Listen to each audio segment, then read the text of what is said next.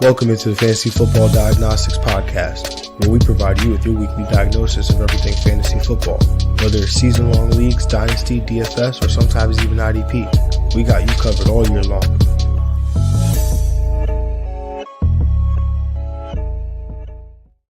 Let's do it. Let's get to it. Welcome into the Fantasy Football Diagnostics Podcast.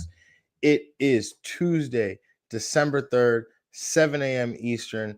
I'm your host, Jon Jeune, at the real Jon J_FF, and happy to be here with you guys. Hope you had a wonderful Thanksgiving holiday.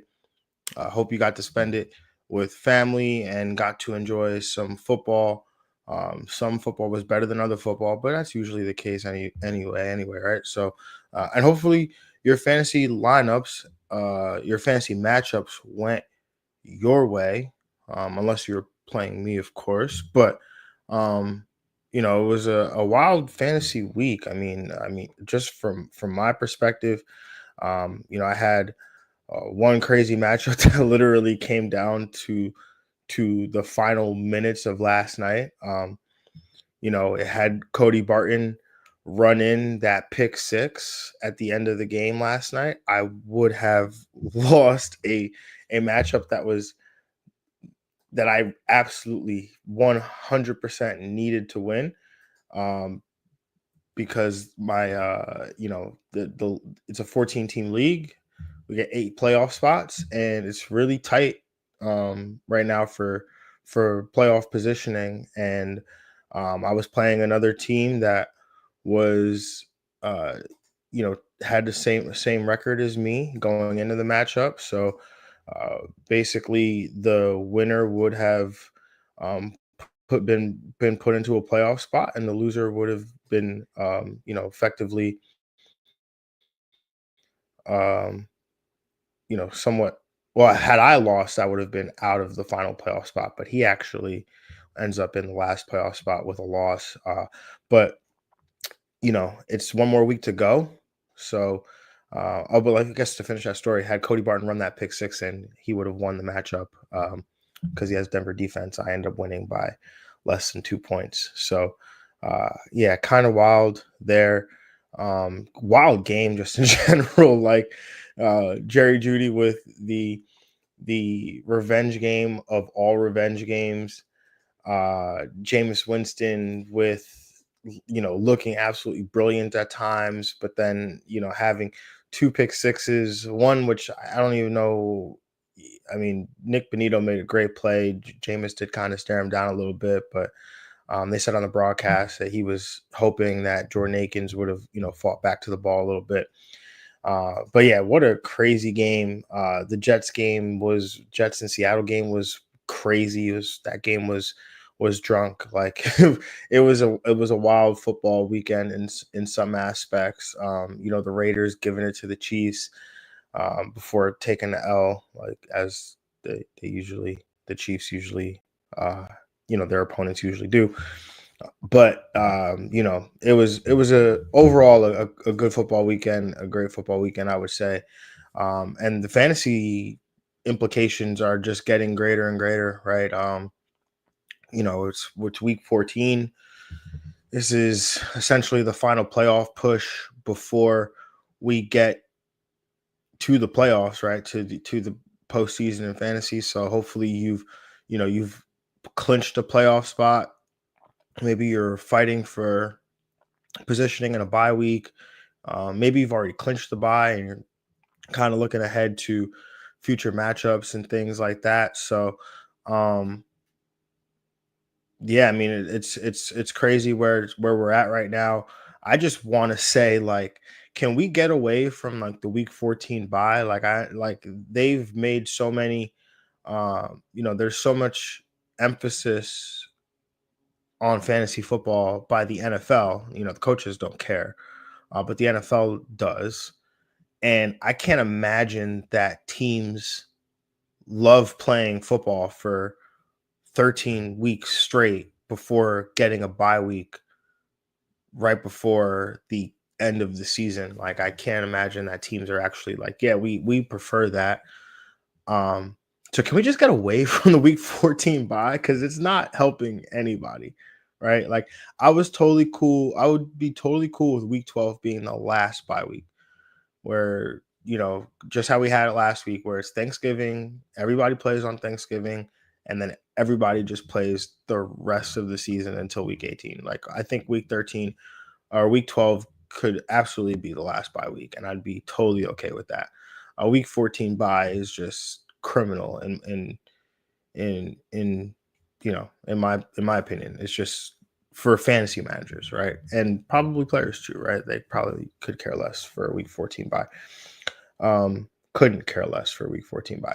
Anyway, it is week 14. We got to talk about the waiver show with 6 teams on bye: the Baltimore Ravens, the Denver Broncos, Houston Texans, Indianapolis Colts, New England Patriots, and the Washington Commanders. That's at least 4 starting fantasy quarterbacks, at least 6 startable fantasy quarterbacks, if you include Anthony Richardson and Drake May. That is Derrick Henry, Joe Mixon, Jonathan Taylor, Brian Robinson, Ramondre Stevenson. That's Terry McLaurin, Nico Collins, Cortland Sutton, Zay Flowers, Mark Andrews, Zach Ertz, Dalton Schultz. I'll sneak him in there. Hunter Henry.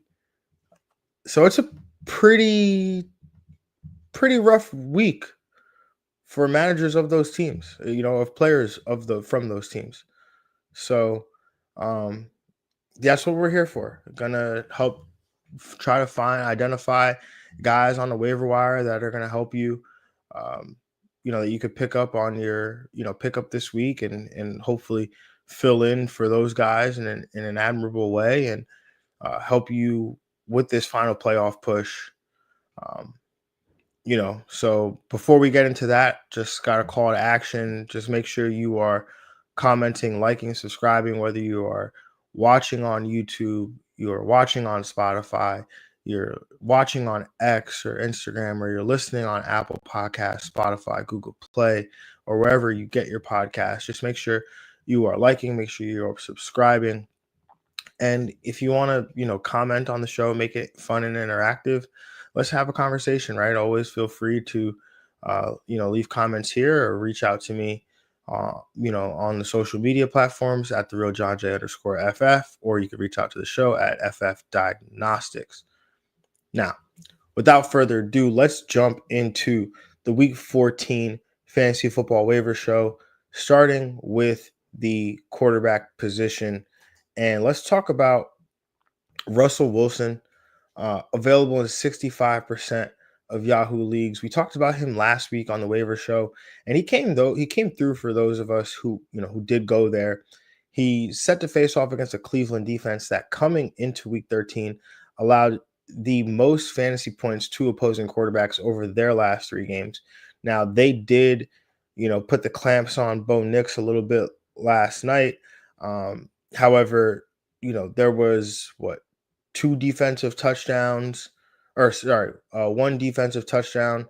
For Denver, there was 2 2 opportunities on the goal line that turned into rushing touchdowns there.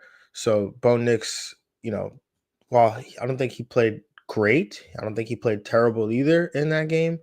There were some opportunities that could have, gone his way if you add another passing touchdown here. So I think Russell Wilson definitely deserves a look here with this matchup coming up against the Cleveland Browns. And I didn't write him up last night, but I'm going to bring him up now. And that's Jameis Winston. Let me get this going. Quarterback. Yeah, so Jameis Winston, we joke around and call him the emergency glass quarterback, right? Because if you absolutely need, some fantasy production and you're desperate right? Like you could always go to Jameis because at the end of the day, right, he's going to throw the ball a ton. Whether the matchup is good or bad, that I don't think that really matters to Jameis Winston. Um, he's going to again be himself. He's going to throw it down the field. He's going to be aggressive. Like I've said plenty of times, Jameis has a little bit of effort in his system, which for fantasy purposes, we kind of like that, right? Because he's gonna be aggressive. He's gonna take shots down the field. He's going to put the ball in play for his wide receivers, and he doesn't care if you're Pat Surtain and you are one of the top corners in the league. He's gonna go at you a little bit, and so we saw that yesterday. Jerry Jeudy was kind of running around, basically butt naked down the field, essentially. In terms of how open he was at times, but there were other times where he was matched up on Pat Surtain, and Jameis Winston trusted him. Now, are we going to expect the performance that he had last night every week? Probably not. Threw for 497 passing yards, 4 touchdowns to 3 interceptions. But at the end of the day, or actually he threw 2 pick sixes last night. But at the end of the day, right, he's got a matchup against Pittsburgh coming up where he did happen to, it wasn't the best game for him against Pittsburgh that night.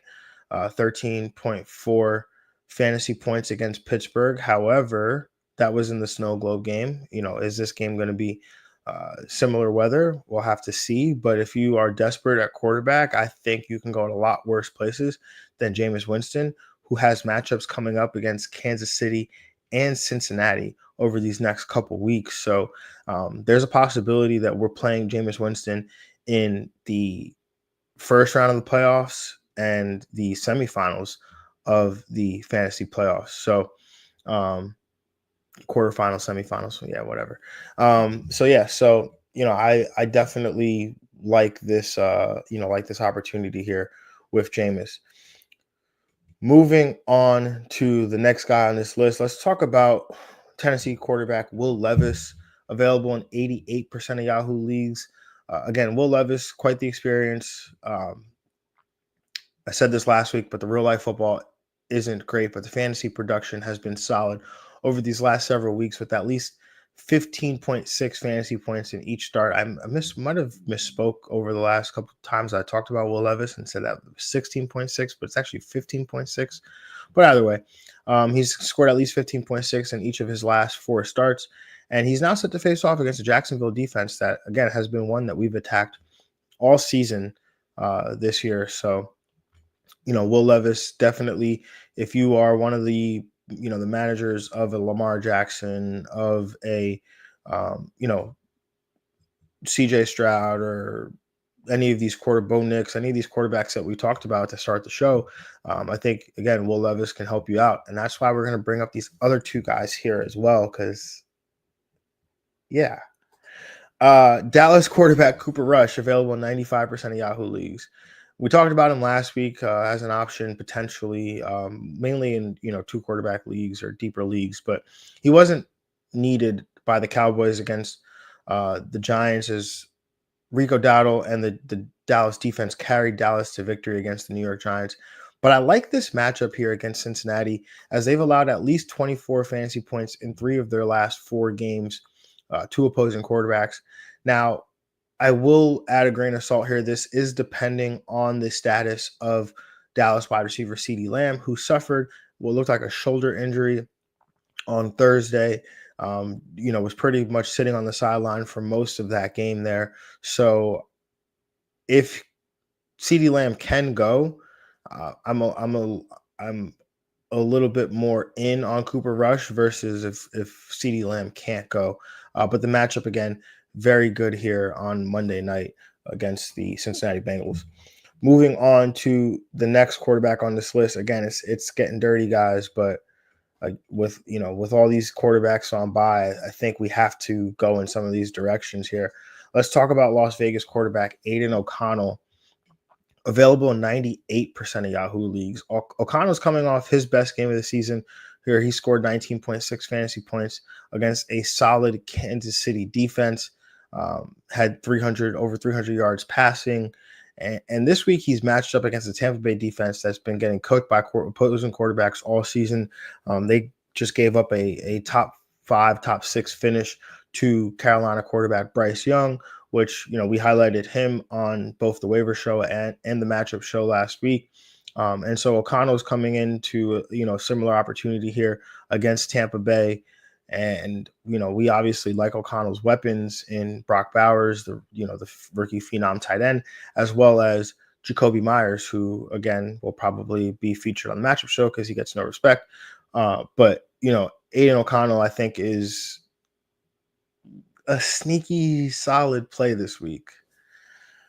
Moving on to the running back position, and boy, do we have chaos. Isaac Guerendo, available in 94% of Yahoo leagues. And like I said, we have some chaos right before week 14 and the ensuing fantasy football playoffs. We have what looks like two season-ending injuries to both Christian McCaffrey and Jordan Mason of the San Francisco 49ers. And if you have been listening to the show, we've brought up Guerendo quite a bit when CMC was out, as him being somebody who could, walk into an opportunity here behind Jordan Mason and, be productive. And little did we know. I mean, I thought that his fantasy value, just basically incinerated once Christian McCaffrey came back. But here we are again. And the schedule was looking solid down the stretch. I mean, over these next few weeks, he's got matchups against Chicago, the LA Rams, and the Miami Dolphins, all teams that, I'd be excited to play running backs against. So I would be highly aggressive with my bids for Guerendo.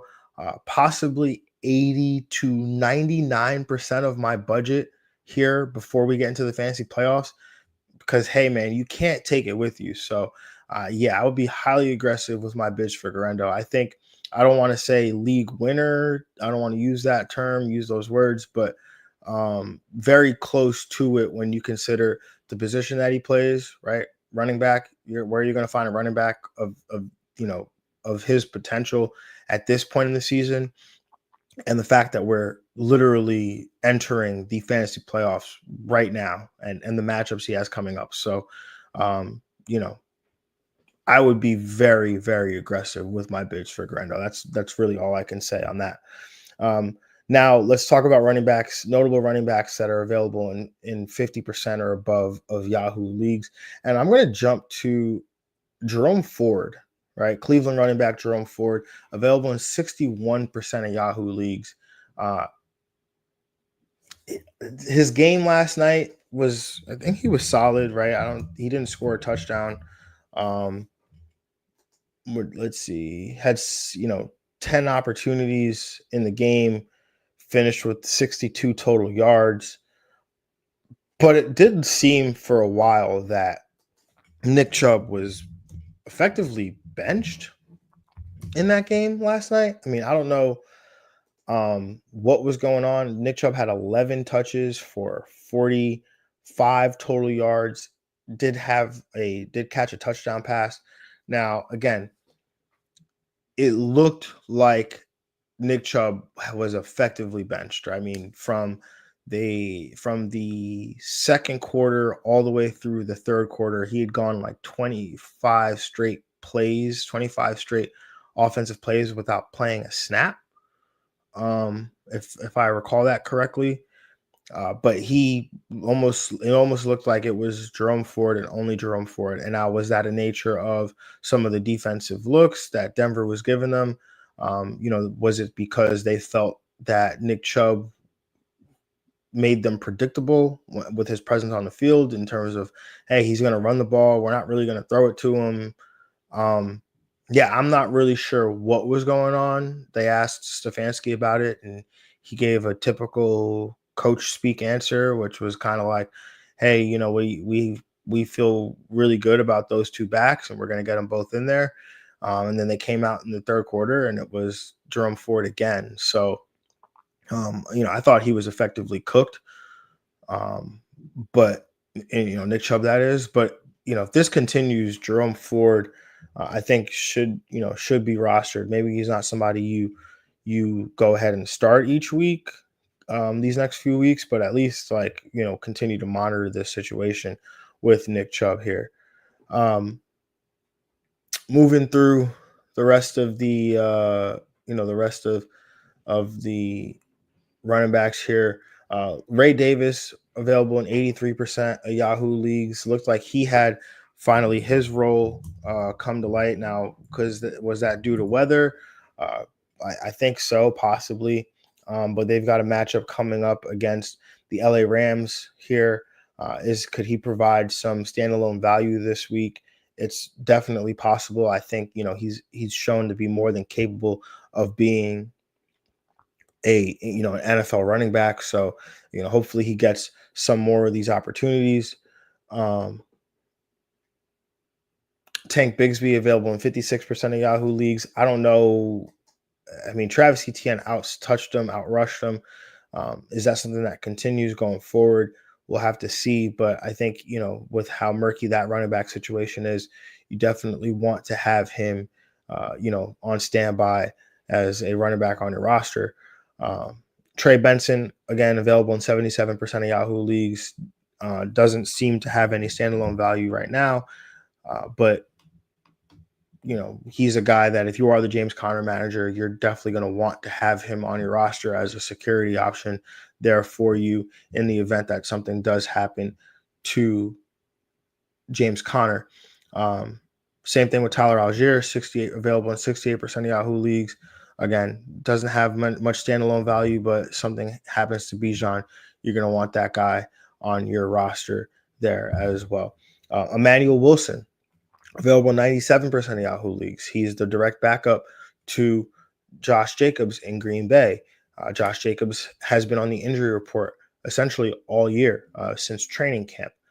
Whether it was a knee, whether it was a quad, whether it's a calf, he's been on the injury report. And so Emmanuel Wilson is a guy who you're going to want on your roster, especially as they set to play Detroit this Thursday. But you could very easily add Emmanuel Wilson. And if Josh Jacobs finishes the game healthy, you can drop Emmanuel Wilson and go pick up one of these other guys, right? So definitely a guy that I wouldn't want on my roster. Blake Corum, available in 86% of Yahoo leagues. We've talked about him in quite a bit, but this week he actually saw his most touches, his most touches since week 2. And he was productive. It was his most productive day by far, rushing 8 times for 42 yards. Corum was on the field for about a third of the offensive snaps. Kyron Williams has been, he's struggled with some fumbles recently. So maybe I don't know if this was an opportunity to get, Corum involved, see what he could do. But we know Sean McVay is, never been too shy about getting his running backs in there. So, Corum seeing a little bit more work, maybe that signals some change of the guard potentially, probably not, but we can never be too sure. There's a range of outcomes where that is the case, especially with Sean McVay. So I think you want to roster Blake Corum, and at the worst, if something happens to Kyron Williams, then you can, definitely stick him out there. Kamani Vidal, LA Chargers running back, available in 84% of Yahoo leagues, with J.K. Dobbins ending up on injured reserve. This backfield is pretty much Gus Edwards, Kamani Vidal, and Hassan Haskins. J.K. Dobbins brought an element to this offense that Gus Edwards and Hassan Haskins cannot bring, and they will not be able to bring that, right? We've talked about Gus Edwards ad nauseum in terms of his, what his weekly stat line is going to look like. I mean, has he even cleared 55 rushing yards all season? I don't I don't think so. Yes, he 59 in week 2, and that was on 18 carries, right? So we know what Gus Edwards is. He's going to be touchdown dependent. Hasn't scored more than 7.1 PPR points in a single week, and that was in week 12 against Baltimore when he had 9 carries for 11 yards and a touchdown. So Kamani Vidal, I think, is he's definitely the more explosive back, the most explosive back in this LA Chargers backfield. He's been weekly inactive pretty much when J.K. Dobbins has been healthy. I mean, outside of I think a few weeks when Gus Edwards was injured, but then went back to being a weekly inactive. And then when Gus Edwards came back, he was, still a non-factor. But in his first game back to being active with J.K. Dobbins out, he did see 4 carries. 4 carries, he turned it into 20 yards. So he did jump Hassan Haskins, who also did fumble on the depth charts, going into this game. So are we going to see opportunities where Kamani Vidal gets, some more work and some more touches? It's possible. But he's definitely a guy that I would hold on to as we get into, these next couple weeks, as an option, just on the end of your bench in the event that he does, potentially, leapfrog Gus Edwards, because he's a rookie. All it takes really is a couple plays where you're like, okay, he's cooking, and the Chargers, have no choice but to keep him on the field. Zach Charbonnet, again, one of those guys. He is a handcuff security option, really only. Did score a touchdown in this past game against the Jets. However, he only had 7 touches, 7 opportunities. So, again, I think it's going to take an injury to Kenneth Walker like we had earlier in the year for Charbonnet to bring back any real value there. Cam Akers available in 81% of Yahoo leagues. No standalone value. I think that's gone now. But with Aaron Jones, he was struggling a little bit, and obviously his injury history. I think Cam Akers is worth a look on your bench. Braylon Allen available in 68% of Yahoo leagues. There was a lot of talk about him being a potential guy to go to this week with the uncertainty of Breece Hall and his, what his availability would have been this week. But he only got 7 touches against the Seattle Seahawks on Sunday. It seemed like there was like a platoon of running backs going on between Breece Hall, Braylon Allen, and fellow rookie Isaiah Davis. It was very clear that they did not want to utilize Breece Hall as the workhorse in this game. So Braylon Allen got some of he shared the early down work with Breece Hall. And in obvious passing situations, it seemed Isaiah Davis operated as the passing down back, also did catch a passing touchdown. But if for whatever reason Breece Hall is shut down as we get closer to the end of the year, then it would be a 2-man backfield, I would imagine, between Braylon Allen and Isaiah Davis. And Braylon Allen would get a lot of the early down work. He's not opposed. They're not opposed to throwing him the football. But it seems like they probably trust, based on the usage on Sunday, they probably trust Isaiah Davis a little bit more in that regard. Let's talk about the Raiders running backs. There's Amir Abdullah available in 81% of Yahoo leagues. Still not sure what the status is going to be of the other 2 Raider running backs in Alexander Madison and Zamir White. But Amir Abdullah definitely has his clear-cut role as being the passing down back for the Las Vegas Raiders. But then there's Sincere McCormick, who's available in 100% of Yahoo leagues. He was elevated from the practice squad. He is a rookie, and it seems that his role was literally to carry the football. 12 carries, 64 rushing yards, had 2 targets, which 2 receptions and 1 receiving yard. So that being said, he did not play a ton of snaps. So his role purely is to carry the football. Now, with matchups against Tampa Bay, Atlanta, Jacksonville, New Orleans these next few weeks, those are teams that do provide running production to opposing running backs. Now, it's a little scary, right? Because the Raiders have to be in a competitive game script, potentially even leading a game, in order for you to really see Sincere McCormick uh, at his max value there. Um, you know, and your hope is that maybe he scores a touchdown. So, I would keep an eye on him. What probably isn't going to cost you much. He's not even on the active roster right now. He was reverted back to the practice squad. So I think you just keep an eye out on these other Raider running backs in Alexander Madison and Zamir White. But if McCormick gets elevated, then that would probably, maybe key you again to, hey, these guys might be out. Let's get, you know, let's make a move on McCormick here. But again, don't know how long that will last. But even if it's a week or two that helps propel you into the fantasy playoffs, that's definitely enough. Just want to make sure I'm not missing anybody. Audric Estimate, I think that ship has sailed. I think Jaleel McLaughlin's probably the guy because he looked really good. I mean, it's going to be a committee in that backfield for sure, but he's available in 78% of Yahoo leagues. Um, I can't imagine he's not going to help you this week as he's on bye, but he like eye test just looks the best. Especially last night, he looked the best of these running backs, just explosive. Um, has pretty good vision. Runs tough for a guy his size. So, I would lean towards him, but it's really tough to tell with this Denver backfield. Um, but I really think that's it. Yes, that is all I have for notable running backs. Now let's move on to wide receivers. I'm going to bring them up again. Keon Coleman available in 57% of Yahoo leagues. We talked about Coleman last week, didn't play this week, but Coleman has been out with a wrist injury since week 10.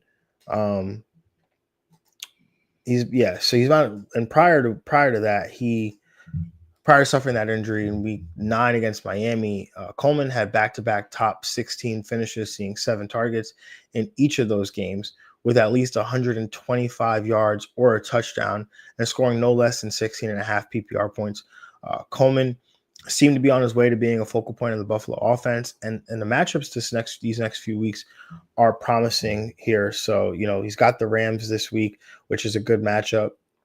So if he can play, I definitely think Coleman's a guy that's worth a look.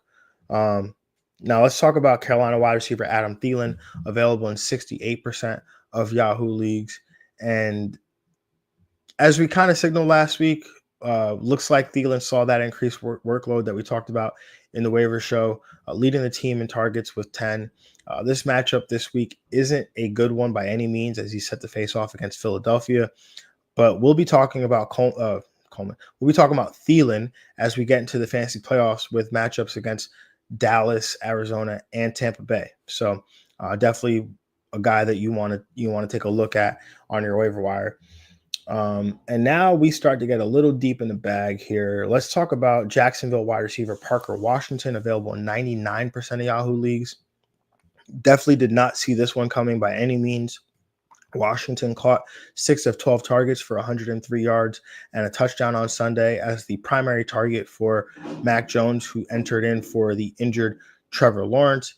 And while it's a tough Tennessee defense that's on deck for Parker Washington and the Jacksonville Jaguars, Washington might continue to get peppered with targets, especially in that short area of the field here. So in PPR leagues, we definitely value those targets. And so Parker Washington, going to, be a guy that I think we should take a look at on the waiver wire if we're looking for help at wide receiver.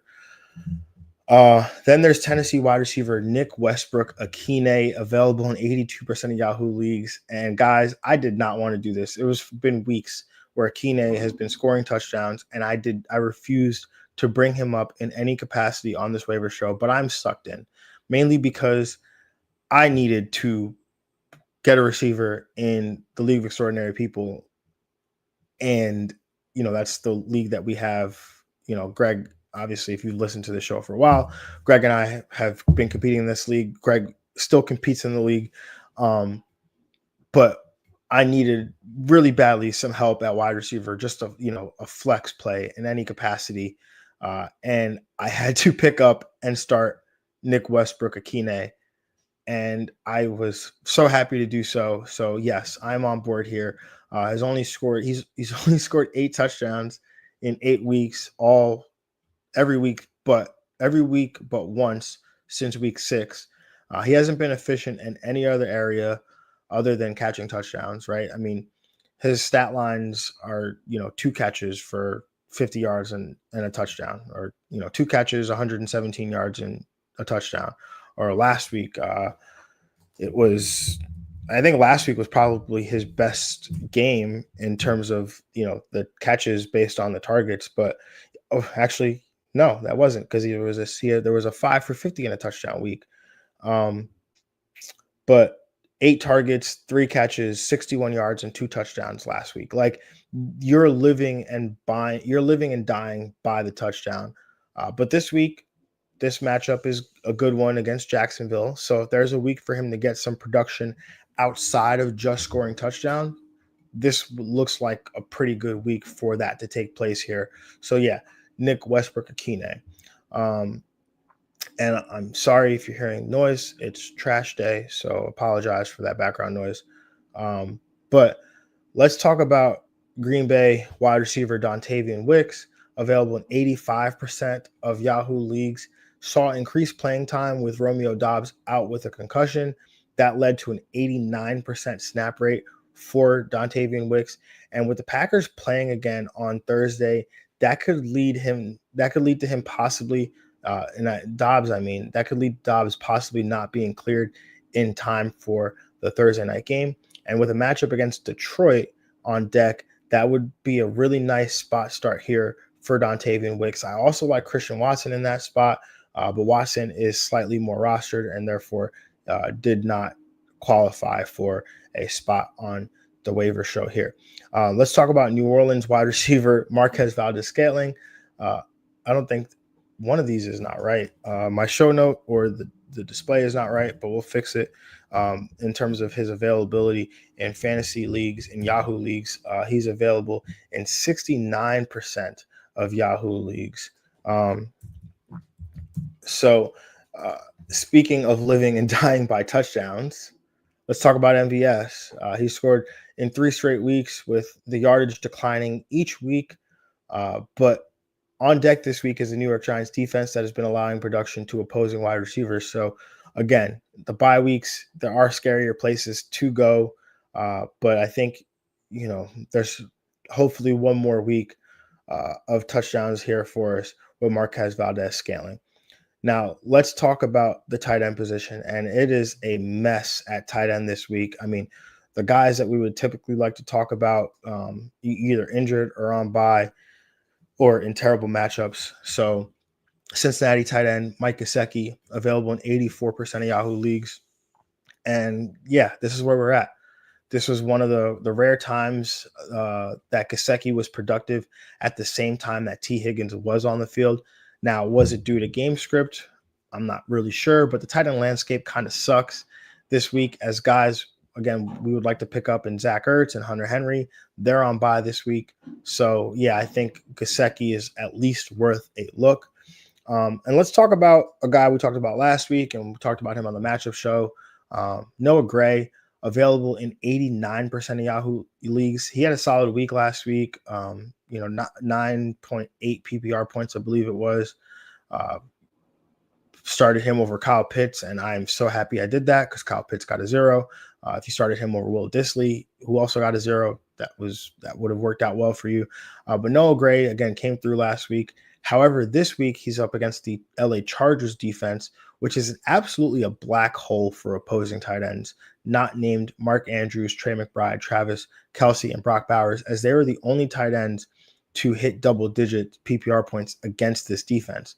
Now, the last time Noah Gray played this defense, he had 4 catches for 40 yards, so that would have been 8 PPR points. If he can replicate that this week, I think fantasy managers would sign up for that. But again, worth a look in this really crappy tight end landscape here. And the final tight end on this list, this is probably the guy, if I had clarity today about his situation for Sunday, or for Monday rather, I would 100% target this guy in my lineup, just even above guys that we are looking to play this week, like like a Kyle Pitts or even a Kate Otten potentially. And that's Dallas tight end Luke Schoonmaker, available in 90% of Yahoo leagues. Schoonmaker has filled in admirably for Jake Ferguson, who has been out back-to-back weeks with a concussion. Now, again, this is operating under the assumption that Jake Ferguson misses again this week.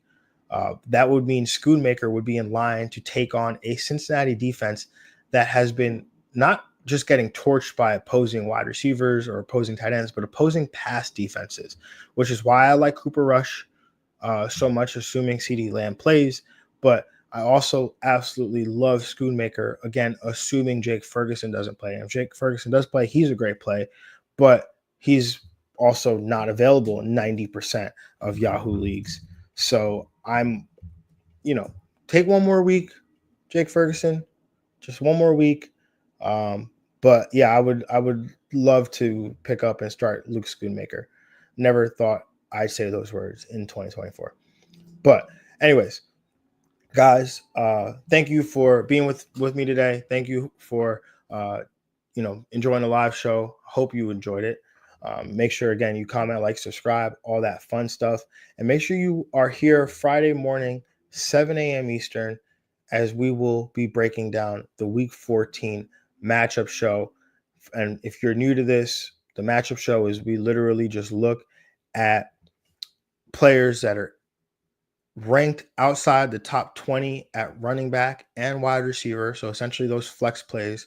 And we tell you which ones you could potentially play this week, guys that might finish inside the top 20, or even guys that are ranked outside the top 36 that are going to help maybe bring back a flex-worthy week. And at the quarterback and tight end position, we look at guys that are ranked outside the top 10 of those positions, and tell you which guys are worth a look, whether that's as a one at their position, at the onesie positions, or even if you're playing in a deeper league, like we talked about last week with, guys like Bryce Young and Will Levis and even a Cooper Rush. If you're playing in these deeper leagues, or even two quarterback leagues, these guys that you might want to give a look to. And on the flip side of that, we also look at guys that are ranked inside those same thresholds that you might want to rethink before going into a matchup, with them this week. So, yeah, make sure you stick around. Make sure you show up on Friday for that. Or you, obviously, if you're subscribed to the podcast or the YouTube channel, you maybe you missed it. Maybe you don't want to be up at 7 a.m. Eastern. Totally get that sometimes. So, just catch that when you do wake up and have that opportunity. Maybe while you're at the gym, on your drive to work, whatever it may be, while you're working from home, however you may want to consume that. But again, appreciate y'all. Again, hope you had a great Thanksgiving, and we will talk to you guys on Friday. Have a good one. Peace.